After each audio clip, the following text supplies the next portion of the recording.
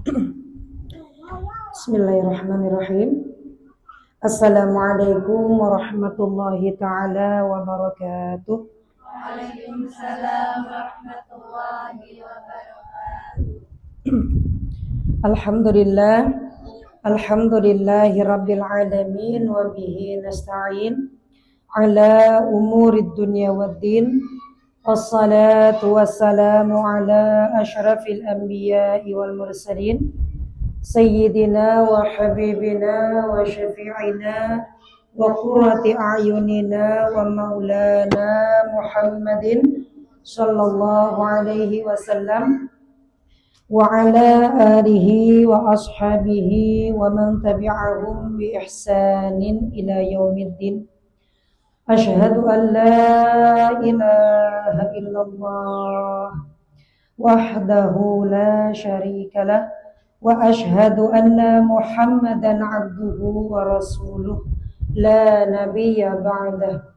Rabbi shrah li sadri wa yassir li amri wahlul 'uqdatam min lisani yafqahu qawli. Subhanaka la ilma lana illa ma 'allamtana innaka antal alimul hakim. Allahumma nawwir qulubana bi nuri hidayatik kama nawwartal arda bi nuri syamsik abadan abada bi rahmatika ya arhamar rahimin. Allahumma ahyina bi hayatil ulama wa amitna bi mauti syuhada wahsyurna yawmal qiyamati ma'a zumratil awliya bi rahmatika ya arhamar rahimin. Sadaqallahul azim wa balagha rasuluhun nabiyul habibul karim wa nahnu ala dhalika minasyahidin wa syakirin walhamdulillahi rabbil alamin. Alhamdulillah alladzi bi ni'matihi tatimmus shalihat. Pada sore hari ini di momen yang masih sama ya, di kajian setiap sebulan sekali di tempat ini, alhamdulillah Allah mudahkan kita untuk masih bisa berkumpul, bersilaturahim, bertolabul ilmi di tempat yang sama dengan insyaallah semangat yang lebih baru, hati yang lebih bersih ya, sekalipun mungkin tidak ada di antara kita yang bajunya baru kecuali Pak Is. Oh iya. Sekalipun juga tidak ada yang punya tas baru ya. Selain enggak, selain Bu Eko. Karena Bu Eko baru ke Naiso. Apa? Oh iya. Alhamdulillah, bukan Aisyah lagi ya, Masya Allah. Ya, Bu Endang dari mana itu di BG? Saya kangen dengan beliau, Masya Allah. Iya, Alhamdulillah ya, Alhamdulillah sore hari ini Allah masih berikan kita kesempatan, umur yang panjang, sehat walafiat, sehingga kita masih bisa berkumpul di tempat yang mulia ini, Insya Allah. Masih seperti biasa kita akan belajar bagaimana menapaki hidup dari langkah ke langkah, detik ke detik, episode ke episode lain. Perjalanan hidup yang indah, perjalanan hidup yang mulia, perjalanan hidup yang sekalipun jasadnya sudah tidak ada di muka bumi, tapi jejak rekam kehidupan beliau abadi sampai hari kiamat. Dan jejak perjalanan hidup itu kemudian bisa menjadi pelajaran, bisa menjadi hikmah, dan bisa menjadi tuntunan hidup. Insya Allah buat kita yang mempelajarinya, dan insya Allah buat kita yang insya Allah mudah-mudahan diakui sebagai umat baginda Nabi Sallallahu Alaihi Wasallam. Amin Allahumma amin. Di tempat yang mulia, di teras yang alhamdulillah tercahayai dari setiap sudut. Iya, mungkin kalau pintunya dibuka juga tembus sampai di dalam ya. Karena nih posisi rumahnya sama persis kayak rumah saya menghadapnya ke sana. Jadi mataharinya kalau sore emang dapet banget gitu. Ya tercahayai dengan cahaya matahari sore hari ini, mudah-mudahan dicahayai juga dengan cahaya hidayah dan taufik Allah Subhanahu wa taala. Sehingga yang berpanas-panasan duduk di depan gerbang tapi hatinya disejukkan Allah insyaallah. Ya yang keringetan sekarang nih sore ini yang keringetan gitu, yang bentar-bentar ngelap, bentar-bentar begini. Yang pakai niqab kan suka begini nih. Iya, mudah-mudahan keringat itu dijadikan saksi di hadapan Allah Subhanahu wa taala bahwa kita pernah bercucuran keringat untuk mengingat, mempelajari dan berusaha untuk mencintai baginda Nabi Shallallahu alaihi wasallam. Ingat, segala kebaikan, segala amal yang kita lakukan itu tidak ada yang disia-siakan Allah. Tidak ada yang disia-siakan Allah. Tidak ada yang disia-siakan Allah. Setiap detik, setiap langkah, setiap perjuangan, setiap kesulitan, itu nggak ada yang disia-siakan Allah. Makanya saya ingat ketika ini agak biluk dikit ya. Saya ingat ketika Rasulullah SAW menjelang wafat, Rasulullah itu kan di ini ya. Tapi jelas nggak sih suaranya? Iya. Sebenarnya sih aman sih. Sayanya aja yang ini sih. Gimana sih? Posisinya begini kan? Bener? Iya, yang penting suaranya. Saya sih nyaman, cuma gatel aja tangan saya begini. So ihu ya mang. Nah pokoknya yang penting suaranya aman ke teman-teman. Sayang ini belinya mahal. Kalau nggak dipakai 3 juta nih. Masya Allah. Iya. Saya ingat ketika Rasulullah SAW menjelang wafat. Rasulullah itu didatengin dulu sama malaikat Jibril. Dan ditawarin Rasulullah, nih kata Allah mau wafat sekarang apa nanti aja gitu. Rasulullah perkara wafat aja ditawarin, perkara meninggal ditawarin. Kalau kita mah boro-boro ditawarin ya, kayaknya malaikat Israel udah gemes banget melihat kita gitu. Nah, nih bocah ini nih yang dari kemarin buat tungguin gitu. Rasulullah mah ditanya dulu, mau sekarang atau gimana? Rasulullah jawab, kalau saya wafat sekarang, apa yang Allah jaminkan untuk umatku, kata Rasulullah. Apa yang Allah jaminkan untuk umatku. Kemudian Rasulullah itu bilang, ya saya mau wafat sekarang dan kapanpun Allah tentukan saya siap. Yang penting Allah jaminkan keselamatan untuk umatku, kata Rasulullah SAW. Kemudian malaikat Jibril matur ke Allah, menyampaikan apa yang Rasulullah katakan. Allah kemudian menjawab, Muhammad, segitu sayangnya ya ke umatnya ya, segitu cinta dan khawatirnya ya kepada umatnya ya, segitu pikirannya tercurah, segitu cita-citanya selalu dilangitkan kepada Allah, dan itu semua untuk kebahagiaan umatnya, untuk keselamatan umatnya. Muhammad, kamu lupa umatmu adalah hambaku, kata Allah. Umatmu adalah hambaku. Kamu segitu cinta kepada umatmu, kamu jangan lupa umatmu adalah hambaku. Engkau cinta kepada umatmu, aku lebih cinta. Karena mereka, kita semua adalah ciptaan Allah. Mereka semua adalah ciptaanku. Mereka semua aku yang memberikan rizki, aku yang memberikan kesehatan, aku yang mengatur kehidupannya, aku yang menjaga semuanya, aktivitas setiap hari dan yang lain-lainnya. Di setiap aliran darahnya ada nikmatku. Di setiap helaan nafasnya ada anugerahku.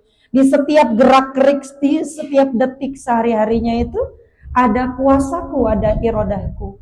Maka ketika kau mencintai umatmu, sungguh aku lebih mencintai mereka ketimbang engkau. Tuh, Allah Subhanahu wa ta'ala tuh. Makanya Masya Allah, sore hari ini kita dikumpulin Allah di tempat ini, insya Allah tidak ada yang disia-siakan Allah. Capeknya, waktunya, keringetannya, ngantuknya, nyendernya. Nggak ada yang disia-siain Allah. Nggak apa-apa selonjornya, nggak apa-apa. Iyalah nggak apa-apa, bukan berarti nggak boleh senderan. Saya kalau deket tembok ya saya senderan. Khawatir soalnya ini deket banget kipas anginnya nih. Begitu saya begini, saya kalau udah merem ngeri. Dan sebenarnya teman-teman, Masya Allah ini keajaiban banget menurut saya sore hari ini. Karena hampir aja tadi saya WA Umi, saya pengen kan sore hari ini. Suara saya habis tadi pagi.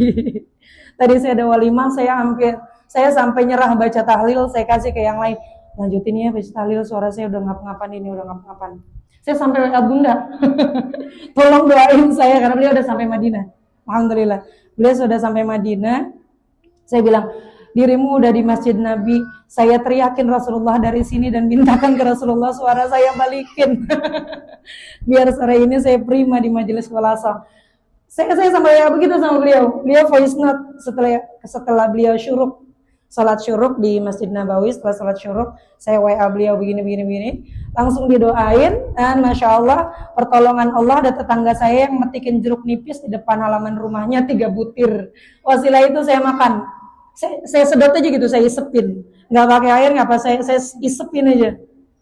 Iya, alhamdulillah. Tapi nih ada suaranya nih, alhamdulillah nih. Tadi pagi udah beneran saya hampir cancel tuh. Insya Allah, alhamdulillah. Karena emang saya niatin banget teman-teman, saya niatin banget. Nih ya, mungkin kalau teman-teman ingat ya, kebanyakan dari kajian, kebanyakan dari taklim, kalau jadwal saya mau pelajaran apapun pasti ada cerita tentang Rasulullahnya, ya nggak? Seringnya gitu ya. Seringnya gitu, sekalipun tidak selalu, tapi seringnya gitu. Saya mengupayakan memang, saya pengen selalu memperdengarkan kisah Rasulullah. Saya pengen selalu ngebagi kisah-kisah indah itu ke teman-teman. Karena saya merasa saya belum bisa kasih apa-apa buat Rasulullah. Makanya saya minta Rasulullah nih, ada orang yang hina nih gitu. Ada umatmu nih yang jelek, yang buruk, yang kotor, yang hina. Tapi selalu ingin membagi kisah indah kepada teman-temannya, kepada umat-umatmu yang lain. Mudah-mudahan dari situ Rasulullah ridho, gitu. Makanya buat sore ini juga saya minta, ya Allah, ya Rasulullah, saya minta banget. Sore ini saya ada majelis khulasa, saya mau jelasin sirah nabawiyah, perjalanan hidupmu Rasulullah, minta suara saya balikin. Sederhana banget mintanya, suaranya balikin. Alhamdulillah ini udah balik suaranya, dan pengajian kita alhamdulillah masih terus bisa terlaksana ya. Alhamdulillah. Begitu. Dan salam dari guru kita, dari Bunda. Alhamdulillah teman-teman, beliau sudah mendarat di Madinah semalam sekitar jam 2:30 pagi. Karena perjalanan 9 jam dari Palembang, tidak transit langsung ke Madinah. Nggak transit ke Singapura atau nggak transit ke Kuala Lumpur, ya. Tapi langsung ke Madinah 9 jam semalam, sampai di sana sekitar jam 2:30 kurang lebih. Nah tadi udah sampai ke Masjid Nabi, kemudian beliau syuruk dan yang lain-lain sudah di sana. Teman-teman, Bunda menitipkan pesan kalau memang ada salah-salah beliau minta dimaafkan ya. Minta dimaafkan, minta diberikan ridho, ikhlasnya, dan minta didoakan mudah-mudahan beliau selama di sana sehat, lahir batin, selamat dan nikmat dalam ibadah, sehingga balik lagi ke tengah-tengah kita dalam keadaan sehat walafiat, dalam keadaan hatinya yang lebih bersih, ibadahnya lebih khusyuk, dan mudah-mudahan banyak pelajaran yang bisa dibagi kepada kita semua insyaallah. Gitu ya. Amin ya Allah ya Rabbal Alamin. Dan mudah-mudahan kita nih yang belum pada nyampe ke sana biar pada nyampe ya. Bagian dah, Karangmah paling jauh mainnya ke SGCG, paling jauh mainnya ke Pakis. Iya, kayaknya ke Pakis juga mungkin ada yang belum ngerasain. Nggak apa-apa, nanti kita main jauhnya sekalian ke Baitullah. Ya, mudah-mudahan. Nih, Pak, harapan kita di bulan kelahiran Rasulullah SAW, mudah-mudahan Allah nasab kita bisa sampai ke sana. Amin, Allahumma amin. Kita bisa sampai ke sana mengucapkan salam langsung di depan makbarah baginda Nabi SAW. Bisa tawaf di Ka'bah, bisa merasakan nikmat ibadah di sana, bisa lupa sama urusan utang, urusan anak gitu ya. urusan jualan. Insyaallah rasain nikmat surga ketika di dunia, insyaallah. Amin, Allahumma amin. Dan teman-teman, alhamdulillah, ini sampai lupa. Yang saya hormati, sama-sama kita hormati. Sahibatul Bait, Umi Fatimah beserta keluarga. Doakan teman-teman beliau istiqomah. Beliau senantiasa dipelihara hatinya oleh Allah Subhanahu wa taala, dipelihara rumah tangganya, dipelihara ibadahnya, dimudahkan segala urusannya, dan mudah-mudahan segala cita-cita dunia akhiratnya Allah kabulkan dengan sempurna. Allah kabulkan sebanyak-banyaknya insyaallah. Dan yang saya hormati juga orang tua kita, yuk kita spill yuk yang merasa pengen jadi orang tua. Ada orang tua kita di pojok sebelah sana, ada Uti, Masya Allah. Uti boleh spill merek lipstiknya apa sih? Oh, so cute ya. Asli, jadi kayak ini banget, hidup banget Ti. Serius. Ya artinya muda banget gak sih? Muda banget gak sih? Iya serius, cantik banget. Beneran Uti, beneran. Saya seneng teman-teman yang pada datang ke majelis itu make upan, saya seneng. Itu tahadusan binikmah, tasyakuran binikmah. Cara kita beradab dengan ilmu emang begitu. Pakai pakaian yang paling bagus, bermake up ya yang paling cocok ya, bukan yang paling tebel, tapi yang paling cocok. Itu yang paling cantik. Iya, berwangi-wangian sekedarnya, jangan sampai kemudian mengundang apa ya, mengundang tabarruj gitu. Ya itu salah satu adab kita ke majelis ilmu. Makanya luar biasa, saya dapat energi langsung dari Uti. Makanya saya pengen di-spill nih. Lipstiknya apa mereknya, Ti? Iya, kita semua nggak pada. Masya Allah, Wardah ya. Iya, Uti sih. Ntar abis ini Uti nggak pakai lipstik lagi nih, Ci. Enggak ya, Ti ya? Masya Allah. Alhamdulillah. Jadi semangat, jadi motivasi buat kita yang muda ya, teman-teman ya. Mudah-mudahan Bu Eko, Uti, orang tua kita yang lain. Ini Umi Pipit. Nah, Masya Allah, Umi Pipit, bukan Umi Pipik ya. Bukan ya, Umi Pipit. Mudah-mudahan orang tua kita, guru kita semua disehatkan oleh Allah Subhanahu wa taala, diberkahi umurnya, waktunya, doa-doanya insyaallah. Amin ya rabbal alamin. Baik teman-teman, mari kita lanjutkan kajian kita di kitab Khulasah Nurul Yaqin fi Sirrati Sayyidil Mursalin. Sekarang masuk kita pada keberapa nih? Satu. Wafatu ummihi wa hadanatuhu, itu ya? Itu ya? Oke. Bismillahirrahmanirrahim. Ila hadratin Nabil Mustafa habibina wa syafi'ina wa qurrati ayunina sayyidina maulana Muhammad sallallahu alaihi wasallam.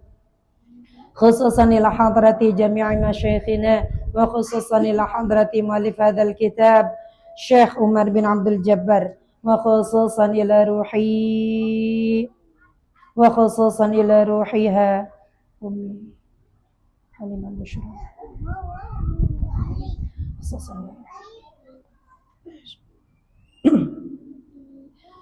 بشفاعة رسول الله صلى الله عليه وسلم وخصوصا إلى حضرة أمه رسول الله صلى الله عليه وسلم سيدتنا آمين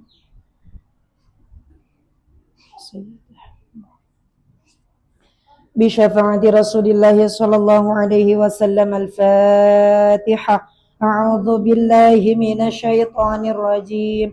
بسم الله الرحمن الرحيم. الحمد لله رب العالمين الرحمن الرحيم مالك يوم الدين إياك نعبد وإياك نستعين اهدنا الصراط المستقيم صراط الذين أنعمت عليهم غير المغضوب عليهم ولا الضالين آمين. رب اغفر لنا ولوالدينا آمين. Bismillahirrahmanirrahim. Bismillahirrahmanirrahim. Qala al-muallif hadzal kitab Khulasah Nurul Yaqin fi Sirrati Sayyidil Mursalin. ala Syekh Umar bin Abdul Jabbar nafa'anallahu bihi wa bi'ulumihi fid dharain amin ya rabbal alamin. Bismillahirrahmanirrahim. Wafatu ummihi wa hadanatuhu, wafatnya ibunda baginda Nabi SAW, wa hadanatuhu, dan masa asuh pengasuhan Rasulullah SAW. Itu betul ya? Betul ya? Bismillahirrahmanirrahim. Tuwfiyat ummuhu sallallahu alaihi wasallam wa huwa fi sadisati min umrihi. Ibunda baginda Nabi Shallallahu Alaihi Wasallam itu diwafatkan ketika usia Rasulullah Shallallahu Alaihi Wasallam fi sadisati min umrihi, ketika Rasulullah Shallallahu Alaihi Wasallam berusia 6 tahun. Wahiyya raji'atun minal Madinah, dan ketika beliau hendak kembali minal Madinah, dari Madinah. Sebelum kita bahas kewafatan, teman-teman, kita perlu tahu sosok ibunda Nabi Shallallahu Alaihi Wasallam. Siapakah beliau? Bagaimanakah kemuliaan beliau? Dan kenapa Allah memilih beliau menjadi perempuan yang dalam rahimnya Allah jadikan tumbuh kembang janin mulia baginda Nabi Shallallahu Alaihi Wasallam. Begitu ya. Siapapun yang terkait dengan Rasulullah pastilah mereka orang-orang mulia. Siapapun yang ditakdirkan Allah untuk dekat dengan Rasulullah SAW, pastilah mereka orang-orang terpilih, dan pastilah mereka bukan orang-orang yang biasa. Begitu ya. Begitu juga dengan ibunda baginda Nabi SAW. Beliau adalah Aminah bintu Wahbin. Aminah putrinya Bapak Wahab. Nah, nasabnya ibunda Nabi SAW ini bersambung, ketemu dengan nasab ayahnya, Abdullah bin Abdul Muttalib. Tersambung? Mati Umi? Mati ya? Maaf. Kepencet. Nasabnya tersambung dengan ayahanda baginda Nabi SAW. Maka kedua orang ini adalah orang-orang mulia. Sayyidah Aminah itu adalah perempuan terbaik di kalangan orang-orang Arab saat itu. Anak yang cantik, anak yang terdidik, anak yang terpelihara. Beliau besar itu di kalangan Bani Zurrah dan Bani Hashim. Dua bani ini adalah bani termulia di kalangan Jazirah Arab. Begitu. Maka Sayyidah Aminah ini adalah satu-satunya perempuan termulia di kalangan orang-orang Arab saat itu. Karena beliau bernasab mulia, beliau juga memiliki akhlak yang mulia, dan beliau adalah perempuan terpelihara, terdidik, dan terbimbing. Dan beliau ini adalah perempuan yang menjaga kehormatannya sebagai hamba Allah, karena beliau adalah penganut agamanya Nabi Ibrahim alaihi salam. Maka Sayyidah Aminah itu tidak menyembah berhala, teman-teman. Tidak menyembah berhala. Maka Sayyidah Aminah di kalangan orang-orang yang menyembah berhala, beliau nggak ikut-ikutan menyembah berhala. Sayyidah Aminah hidup di kalangan orang-orang jahiliyah yang saat itu pola hidup mereka, kebiasaan hidup mereka itu nggak ada aturan. Mau mabuk ya mabuk aja gitu, maaf ya. Mau berzina ya zina aja, mau mencuri ya mencuri aja. Tapi Sayyidah Aminah, beliau ini adalah manusia yang dipersiapkan Allah, yang dalam rahim beliau akan hidup janin mulia baginda Nabi Shallallahu Alaihi Wasallam. Maka Allah pelihara perempuan mulia ini sampai beliau dewasa. Jadi masa kecilnya sama kayak anak-anak biasa gitu. Suka lari-larian ke depan Ka'bah, suka ngelihat suka naik-naik katakan ke bukit begitu ya. Kesehariannya biasa. Tapi beliau adalah perempuan terbimbing yang tidak tersentuh dengan budaya jahiliyah. Sampai kemudian ketika beliau beranjak remaja, teman-teman, usia beliau belasan tahun lah katakanlah ya. Orang-orang Arab terdahulu pun yang menjaga agama Nabi Ibrahim alaihissalam, yang menjaga agama tauhid, mereka pun membudidayakan, membiasakan, melestarikan untuk menjaga adab-adab dan kebaikan-kebaikan seperti menutup aurat gitu loh. Kemudian menjaga diri dari pergaulan yang tidak baik, itu udah membiasakan hal seperti itu. Maka ketika Sayyidah Aminah mulai remaja, beranjak dewasa, ketika itu ayahnya masuk dan ibunya masuk ke dalam rumahnya, ke dalam kamarnya Sayyidah Aminah. Begitu masuk, ayahanda dan ibunda Sayyidah Aminah ini ngomong, kamu setelah ini ikut ya sama ayah ke Darun Nadwah. Darun Nadwah itu teman-teman di Mekah, satu tempat di mana di situ tuh diadakan resepsi pernikahan gitu loh. Terus musyawarah perkara kepemerintahan, perkara apapun lah. Yang tempat-tempat rapat gitu, tempat-tempat rapat itu di Darun Nadwah.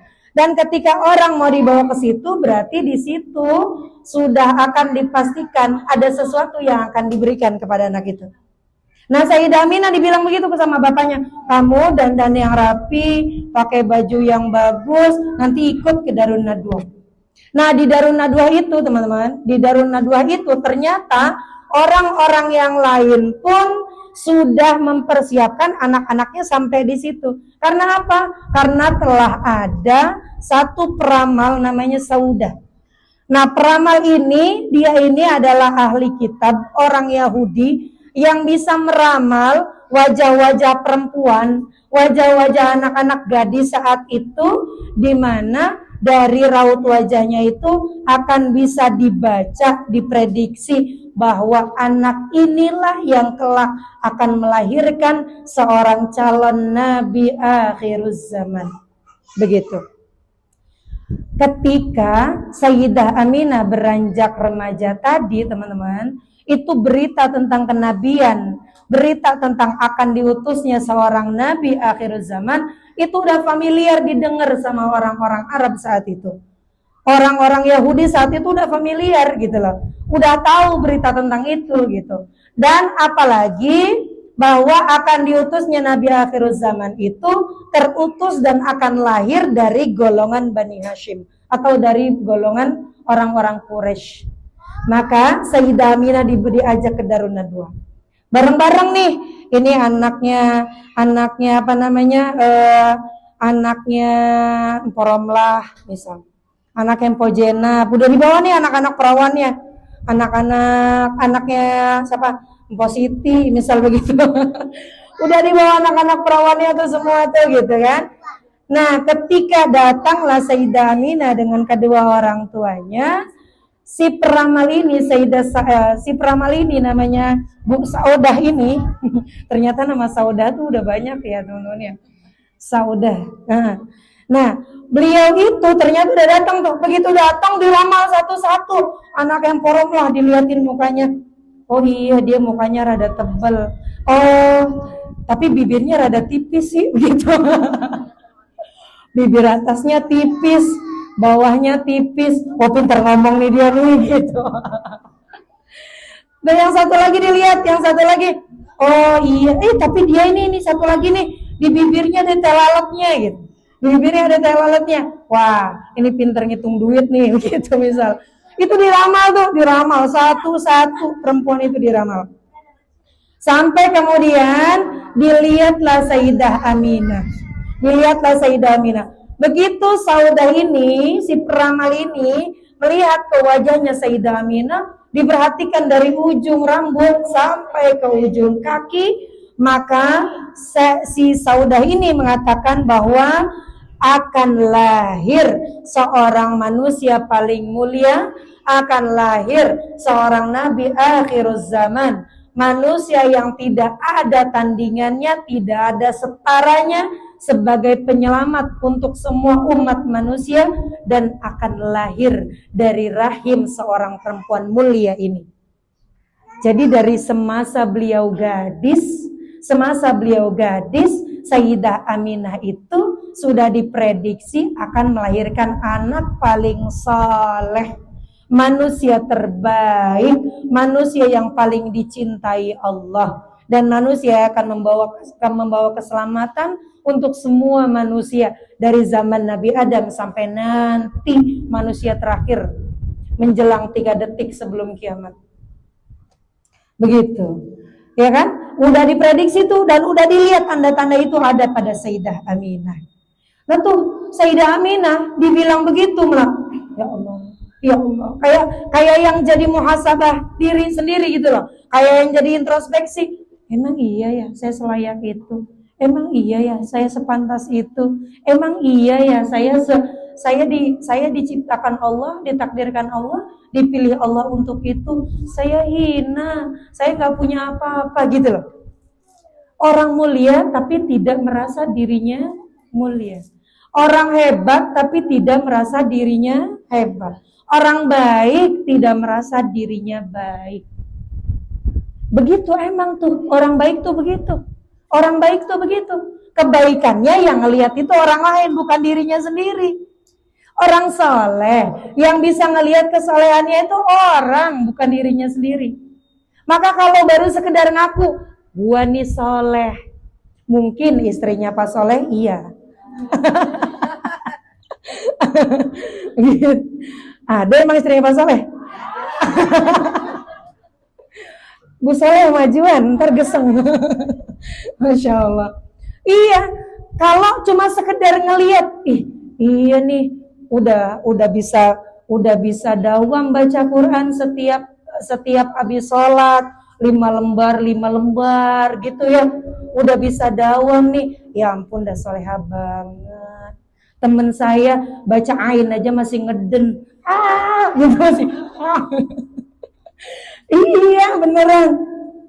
Ya Allah, alhamdulillah udah bisa sedekah gitu ya. Setiap Jumat saya emang gak pernah putus gitu. Setiap Jumat tetap sedekah. Asli ini udah soleh nih kayaknya nih, saya nih udah sesuai sama yang dibilang Umi kemarin. Tanda-tanda orang soleh, tanda-tanda orang beriman, tanda-tanda orang bertakwa, yaitu pandai menginfakkan hartanya. Saya kan sering sedekah. Nah, kerasa sendiri. Itu indikasinya belum dapat teman-teman sebenarnya. Belum dapat. Begitu. Belum dapat.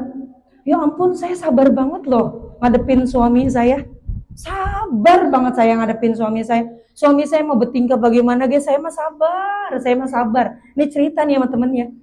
Suami saya tiap hari kerjaannya cuma set sampai rumah. Kalau nggak dari bawah ke atas, dari atas ke bawah. Set.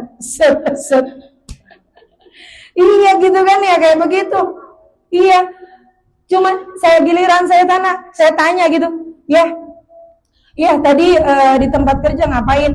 Biasa, begitu kan. Biasa. Oh, udah makan belum? Udah makan duluan aja. Karena saking sibuknya jawabnya cuma kayak begitu doang. Saya sabar gitu kan ya. Saya ngadepin anak-anak di rumah sendirian apa segala macam, sendirian saya sabar. Gitu. Tanggal tua, tanggal muda, agak ada tanggal, saya mah sabar. Kalau sabarnya masih kerasa di diri sendiri, itu ulama tasawuf menyebut itu belum sabar. Karena sabarnya tuh dinilai dari orang lain yang ngucapin itu. Ya Allah, gue punya teman sabar banget, asli. Punya suami 3T, tua, tulalit, tertindas. Tampan, tajir, takwa. Wah itu mah alhamdulillah. Kebalikannya, tua, tulalit, tertindas. Sabar banget istrinya, Masya Allah. Teman saya sabar banget ngadepin suaminya begini, ekonominya begini, terus keadaan tetangga kiri kanannya begini, tapi sabarnya Masya Allah. Iri saya, ya Allah anugerahkan saya sabar seperti dia. Itu baru sabar tuh. Karena yang ngelihat sabarnya orang lain, bukan kita yang ngebaca sabar kita sendiri. Orang yang biasa nyebut dirinya sabar nih, saya sabar ngadepin anak, saya sabar ngadepin suami, saya sabar ngadepin tetangga gitu ya. Orang yang biasa nyebut saya sabar. Akan ada masanya dia akan nyebut, sabar saya juga ada batasnya. Gitu loh. Iya, manusia sesabar-sabarnya ada batasnya. Karena sabarnya diakuin sendiri. Mengakui sabar diri sendiri itu indikasi kita belum sabar. Akan ditemukan oleh Allah Subhanahu wa taala fase di mana kita akan mengucapkan itu. Sesabar-sabarnya manusia ada batasannya. Padahal orang sabar itu tempatnya di sini. Tempat terluas, terdalam, terlapang, bahkan dunia beserta isinya lebih luas. Lebih luas ini ketimbang dunia dan isinya. Lebih luas ini ketimbang langit beserta isinya. Ini nih adanya di sini itu hati manusia, nggak ada batasnya. Maka apapun ditaruh di situ nggak ada batasnya. Sabar ditaruh di sini nggak ada batasnya. Ikhlas ditaruh di sini nggak ada batasnya. Ridho, tawakal, tawadhu, semua ditaruh di sini nggak ada batasnya. Bahkan ujian ketika kita simpen di sini, kita balikin ke Allah. Hanyut di lautan tauhid. Ujian itu kita telan dengan nikmat. Nggak ada batasnya sabarnya.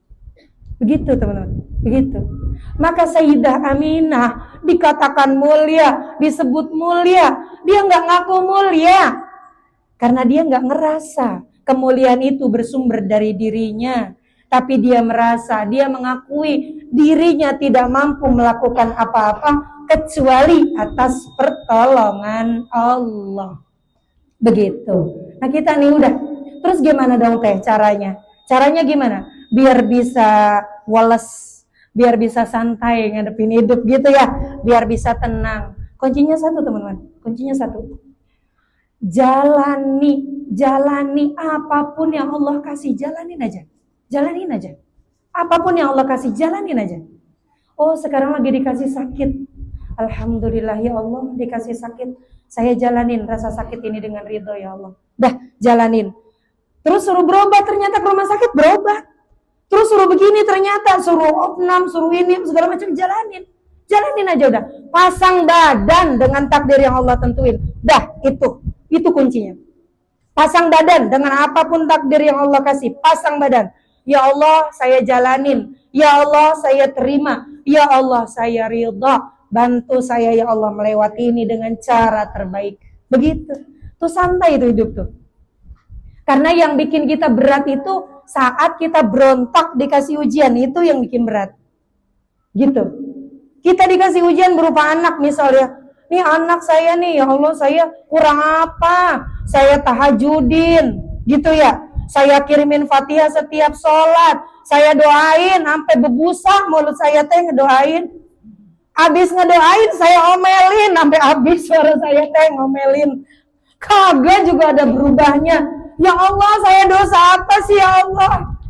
Ya Allah, saya punya maksiat apa sih ya Allah? Perasaan saya nggak pernah ngasih dia makanan haram. Ya Allah, lu nggak pernah gua kasih makan haram, bisa sebadung itu sih? Itu berontak namanya. Itu berontak namanya. Perasaan berontak itu yang bikin akhirnya kita capek dengan ujian hidup. Rasain deh, yang anggut-anggutan. Iya, coba deh. Rasain aja, bener nggak begitu? Ini pengalaman sendiri soalnya. Iya. Oh iya. Terus gimana caranya? Gimana caranya untuk kita bisa santai? Udah terima. Oh, fase anak kita lagi begini.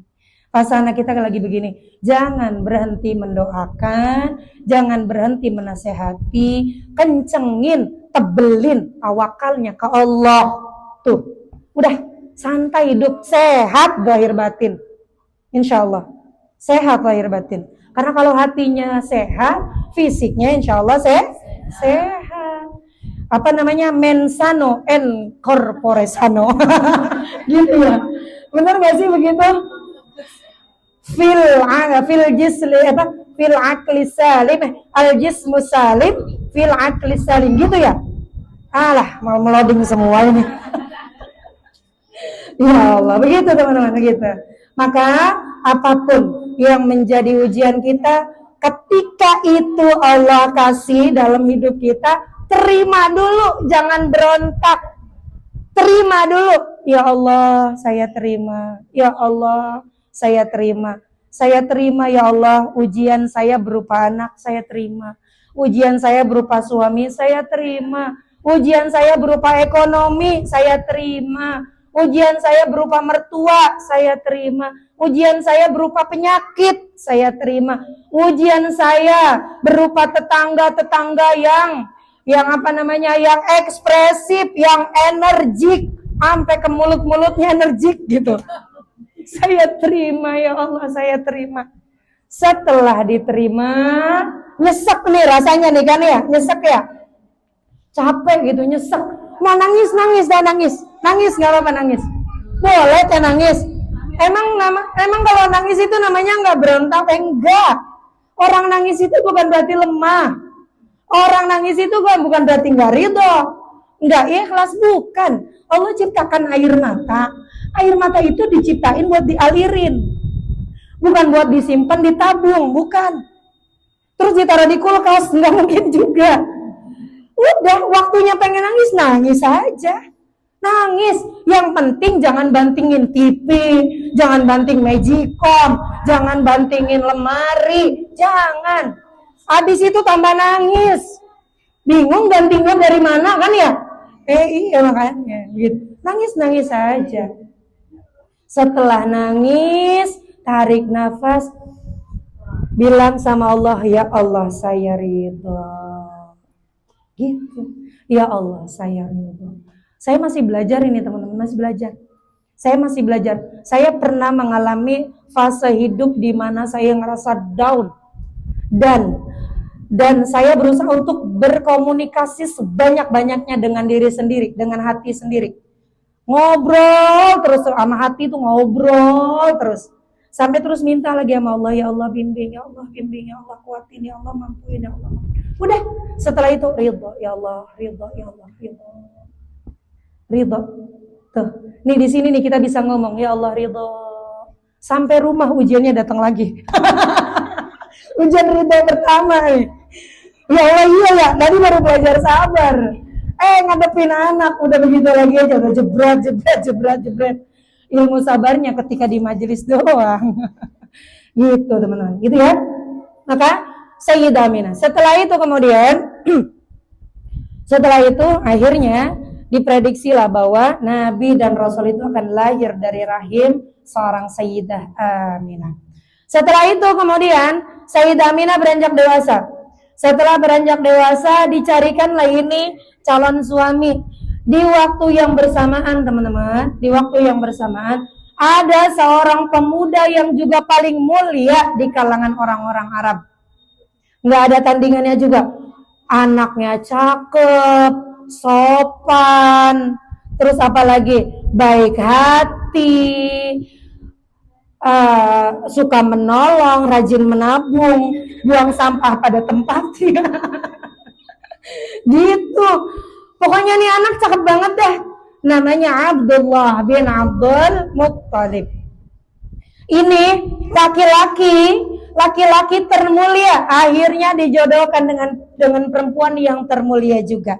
Sayyidah Aminah dinikahkan, dijodohkan dengan Sayyidah Abdullah. Cinta yang setara. Nih kalau bahasa anak sekarang, cinta yang setara. Cinta yang setara. Orang yang dalam hatinya ada tauhid ketemu sama yang hatinya ada tauhid juga. Begitu. Cinta yang setara. Teh, saya nemunya nggak kayak Sayyid Abdullah teh. Saya yang di rumah nggak kayak Sayyid Abdullah, gimana dong teh?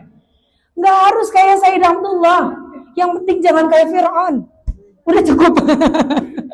Yang penting jangan kayak Fir'aun.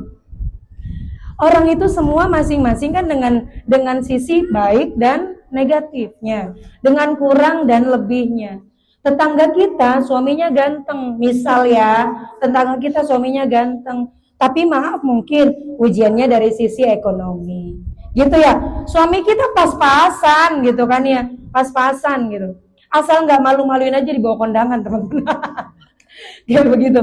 Suami kita pas-pasan, misal ya, pas-pasan. Tapi alhamdulillah penyayang, gitu kan ya.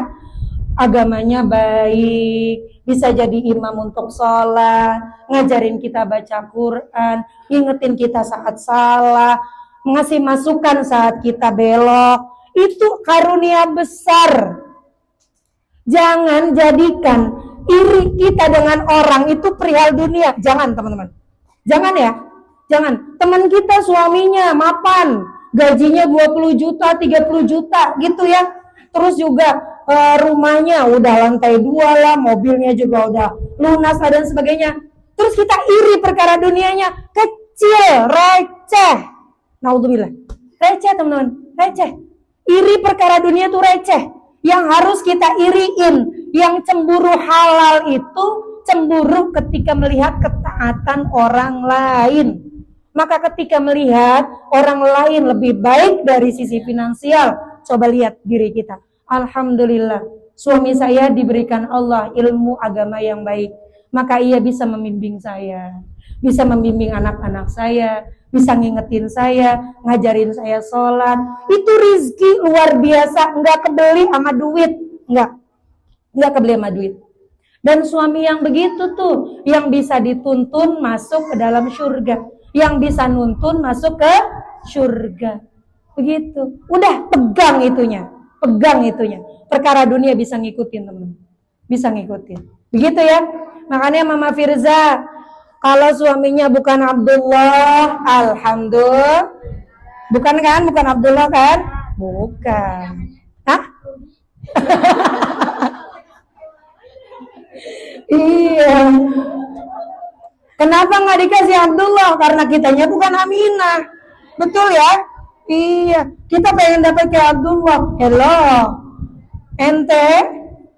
Begitu. Maaf. Pipis aja belum bersih, ceboknya. Kayak begitu, naudzubillah. Begitu ya teman-teman ya. Artinya perkara kecil aja, perkara istinja aja kadang kita masih belepetan gitu loh. Kita masih belum rapi. Kita pengen dapat suami yang luar biasa sesuai dengan ekspektasi kita. Nggak cocok sama kitanya. Begitu. Nggak cocok sama kitanya. Kamunya ketinggian ngukur badan. Jadi ketinggian pasang ekspektasi. Capek. Iya capek. Udah, Allah berikan kita orang seperti itu, berarti Allah lihat diri kita mungkin lebih hina daripada suami kita. Dikasih suami model kayak suami kita, biar ngebenerin kita. Kita belum punya sabar kita dapat dari suami. Kan begitu ya?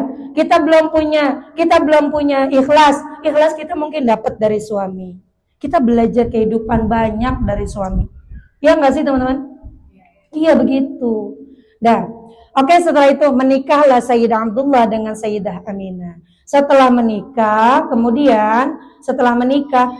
hari doang teman-teman bulan madu. 10 hari bulan madu, 10 hari jadi pengantin baru, Sayyidah Abdullah harus pergi berdagang ke Syam. Pergi nih berdagang. Izin tuh sama Sayyidah Aminah, sama istrinya yang ini anak sekarang bebe. Iya nggak sih? Ada yang nyebut bebe. Ini saya suruh bawa dagangan ke Syam ini, dagangan ayah gitu. Saya harus ikut rombongan dagang ke Syam. Nggak apa-apa ya ditinggal di rumah gitu. Nggak apa-apa ya ditinggal di rumah. Sayyidah Aminah bilang, kalau itu adalah amanah, jalankan. Aminah, orang yang amanah. Maka beliau jawab, ketika itu adalah amanah, jalankan suamiku. Begitu. Enggak kayak kita. Baru 10 hari. Masih kangen. Bucin banget. Ya Allah. Pergi tuh suaminya. Dan teman-teman, sebelum suaminya pergi, Sayyidah Aminah itu cerita, saya mimpi di atas saya melihat matahari yang cahayanya itu terang banget sampai bisa kelihatan istana-istana Bukhara, istana-istana Romawi itu kelihatan banget di depan mata saya. Itu mimpi tuh. Dan itu mimpi sebuah pertanda bahwa beliau sedang hamil. Maka ketika Sayyidah Aminah ditinggal oleh Sayyidah Abdullah, beliau ini sudah sedang hamil bayi mulia baginda Nabi Shallallahu Alaihi Wasallam. Berangkatlah beliau Sayyidah Abdullah itu ke Syam. Di perjalanan ternyata beliau wafat ya. wafat di perjalanan, ayahnya Rasulullah SAW. Datanglah itu kabar ke Sayyidah Aminah bahwa suaminya wafat. Bayangin teman-teman, beliau baru nikah 10 hari dalam kondisi hamil. Belum lagi cinta-cintanya, lagi sayang-sayangnya, ditinggal wafat. Mending kalau ngelihat jasadnya, kagak ngelihat jasadnya, cuma dengar kabarnya. Berangkat seger buger, pulang tinggal nama, nggak ngelihat jasad-jasad acan dalam kondisi hamil muda. Coba itu, seorang Aminah, perempuan mulia, perempuan yang tegar, dia tawakal kepada Allah. Ya Allah, ini adalah ketentuanmu, aku terima ya Allah dengan segenap hatiku, dengan segenap keimananku. Ini adalah takdir yang kau berikan kepadaku, aku jalani ya Allah dengan ridha. Gitu. Tuh, pulang tinggal nama. Meninggal suaminya dalam keadaan beliau masih hamil muda. Dalam riwayat yang lain, Sayyidah Aminah saat itu sedang mengandung usia 2 bulan. Usia 2 bulan. Usia 2 bulan Rasulullah dalam kandungan ibunya ditinggal wafat ayahnya. Dan ketika di kisah ini saya baca singkat ya. Di kisah ini Rasulullah di usia 6 tahun ditinggal wafat ibunya. Usia 8 tahun ditinggal wafat kakeknya. Coba itu. Saya belajar dari perjalanan hidup Rasulullah bahwa orang yang akan ditakdirkan Allah menjadi orang besar, mereka adalah orang-orang yang tidak berhenti diberikan ujian. Orang yang ujian hidupnya bertubi-tubi nih. Habis kelar ujian ini, datang lagi ujian ini, datang lagi ujian ini, datang lagi ujian ini. Orang-orang begitu tuh sedang dipersiapkan Allah menjadi orang hebat. Orang-orang seperti itu sedang dipersiapkan Allah menjadi orang mulia. Orang-orang seperti itu sedang dipersiapkan Allah menjadi orang kuat. Ini buktinya. Bagaimana tidak kuat, bagaimana tidak istimewa, bagaimana tidak sakit perjalanan hidup Rasulullah. Nggak kurang-kurang ujian yang dikasih. 2 bulan dalam kandungan, belum pernah ngelihat bapaknya. Udah wafat bapaknya, udah berstatus yatim bahkan dalam kandungan ibunya. Terus usia 6 tahun mau jarah ke makam bapaknya, itu tuh rencananya. Jadi usia 6 tahun Sayyidah Aminah beserta anaknya Rasulullah, ketika Rasulullah sudah lahir usia 6 tahun, diajak jarah ke makam bapaknya di Madinah, Sayyidah Abdullah ini. Nah, habis jarah mau pulang ke Mekah, di tengah perjalanan Sayyidah Aminah sakit, wafat Sayyidah Aminah di tengah jalan. Coba, anak yang belum pernah ngelihat bapaknya, baru dengar cerita doang. Ayah kamu tuh orangnya begini nah, Masya Allah solehnya, Masya Allah hatinya, Masya Allah imannya, Masya Allah cintanya, Masya Allah lembutnya. Pokoknya nggak ada orang terbaik selain ayahmu. Tuh, diceritain begitu. Oh iya mah, ayah begitu. Iya ayah kamu begitu. Ih pengen lihat ayah, ih kangen sih, ih pengen tahu ayah tuh kayak apa. Ya udah besok kita jarah ya. Jarah tuh. Seneng pengen ngelihat makam ayahnya. Habis ngelihat makam ayahnya di tengah-tengah jalan, masih menyisakan rasa sedih, di mana dia melihat makam, hanya sekedar bisa melihat makam, hanya sekedar bisa melihat undukan tanah yang mengubur jasad ayahnya. Pulang di tengah-tengah jalan, ibunya wafat. Coba, ibunya wafat. Coba, gimana kurang ujian Rasulullah SAW, gimana kurang dahsyatnya. Maka wajarlah yang dipilih adalah seorang baginda Nabi SAW, karena beliau adalah orang yang sudah dipersiapkan Allah dari sebelum lahir, memiliki kekuatan yang luar biasa, kekuatan hati, kekuatan mental, kekuatan zahir batin yang memang Allah pilih sebagai manusia paling kuat. Manusia paling kuat. Begitu. Nah, ini mah nggak kelar kita cerita ya. Begitu. Dan teman-teman, ketika Sayyidah Aminah wafat, di tengah-tengah jalan itu perjalanan pulang, di daerah antara Mekah dan Madinah namanya Abwa. Daerah Abwa. Nih, Pas jalan itu ada Sayyidah Aminah, ada Ummu Aiman. Ummu Aiman ini budaknya Sayyidah Abdullah yang dijadikan ibu asuh oleh Rasulullah SAW kelak ketika ibunya wafat. Ketika di perjalanan pulang ini Sayyidah Aminah, Rasulullah dengan Ummu Aiman. Nah, Sayyidah Aminah wafat di tengah jalan di kota Abwa itu. Akhirnya sakit. Pas sakit akhirnya dibawalah ke kayak rumah lurah gitulah di daerah situ. Suruh istirahat Sayyidah Aminah di situ. Dibaringin di tempat tidur. Ketika dibaringin, Rasulullah ada di atas kepalanya Sayyidah Aminah di sini. Ini posisi ibunya, ini Rasulullah. Ini Ummu Aiman di samping Rasulullah. Dan Sayyidah Aminah dikelilingin sama perempuan-perempuan warga situ gitu. Nolongin Sayyidah Aminah yang saat itu lagi sakit. Nah, Sayyidah Aminah ngerasa bahwa waktunya nggak lama lagi, bahwa beliau akan menjelang wafat. Maka ketika beliau akan wafat, beliau berwasiat begini kepada Rasulullah SAW. Nih saya kudu ngeliat ya, saya khawatir salah soalnya.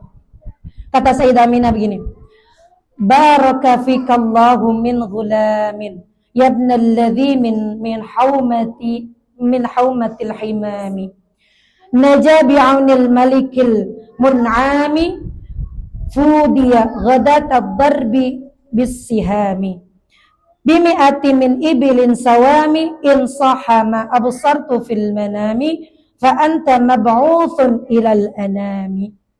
Kata Sayyidah Aminah, semoga Allah memberikan keberkahan kepadamu, duhai putraku.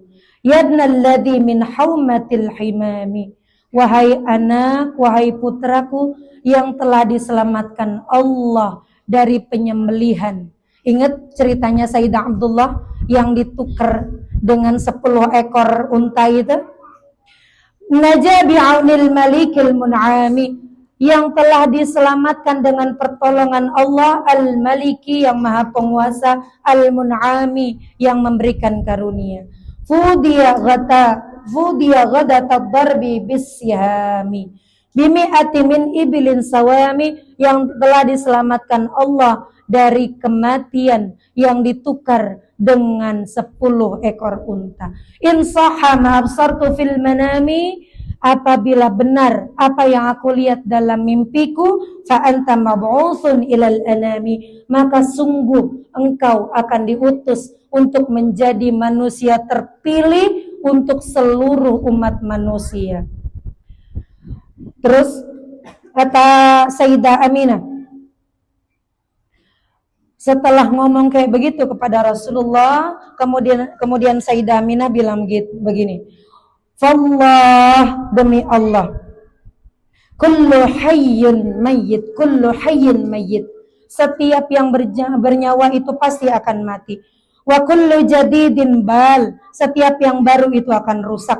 Wa kullu kabirin tafna, dan setiap yang tua itu pasti akan mati, akan sirna, akan punah.